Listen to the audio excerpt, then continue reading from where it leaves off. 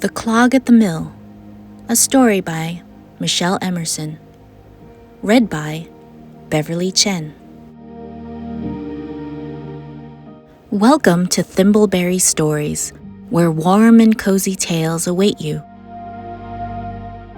If you love gentle bedtime stories that make you feel as snug as a tree frog in his workshop, be sure to like and subscribe so you never miss a new adventure. Now, get comfy, pull up your favorite blanket, and let's begin tonight's story.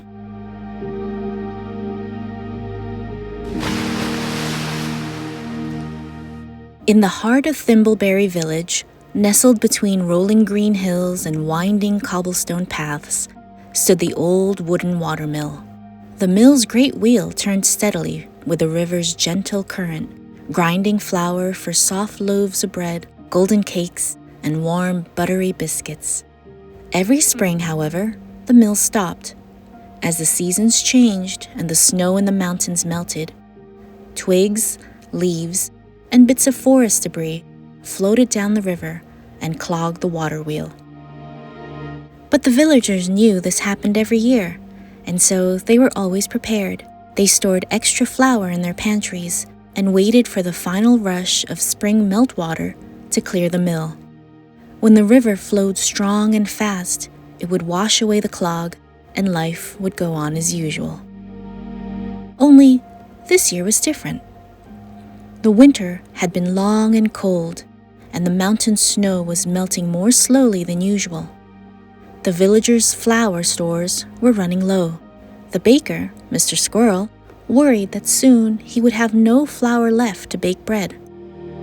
The miller, Cedric Owl, paced back and forth in his mill, watching the wheel sit silent and still.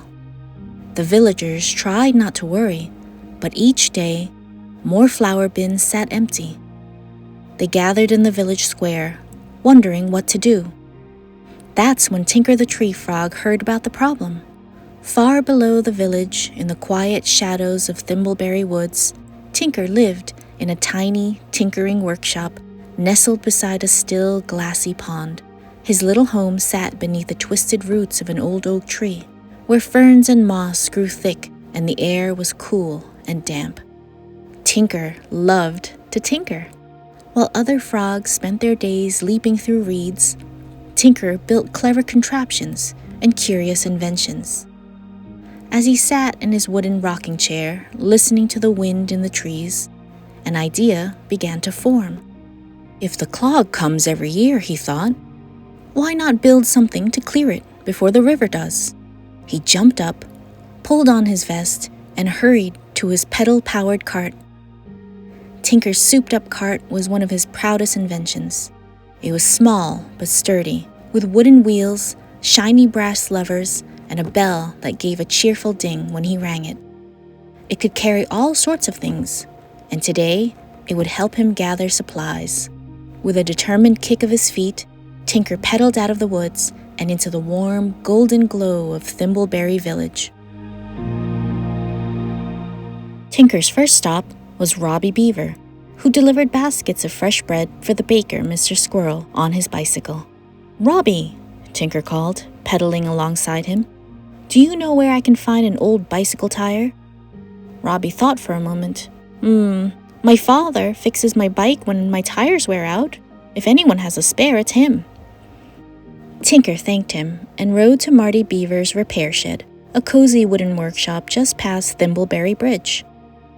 Marty and Tinker were good friends, because just like Tinker, Marty liked to take things apart and put it back together again.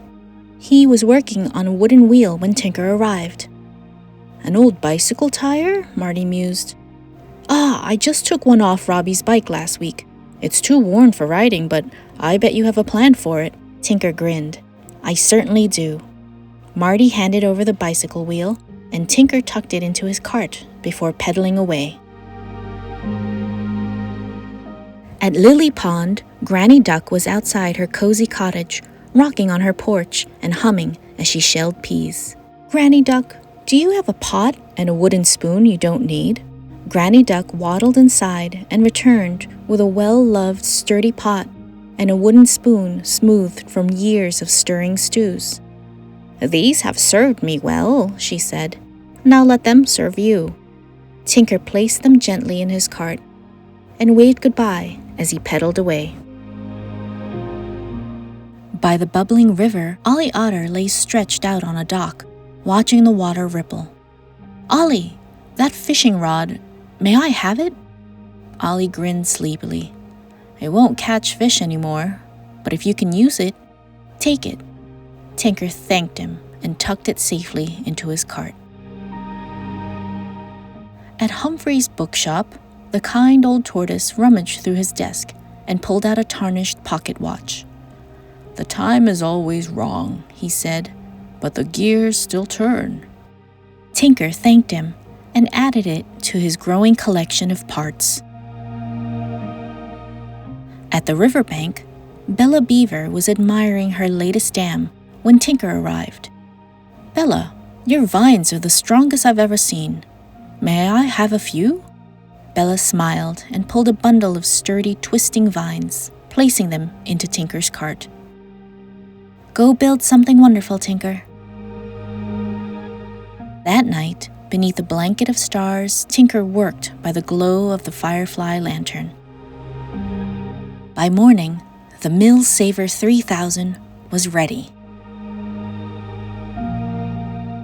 The next day, the villagers gathered at the mill, hopeful but unsure.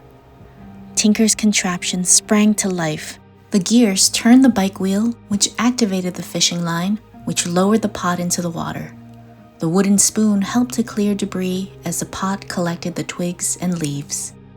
The mill creaked back to life and the villagers cheered.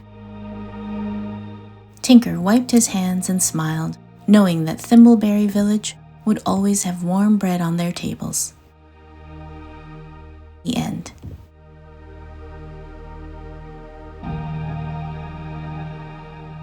Now, dear listener, it's your turn to rest.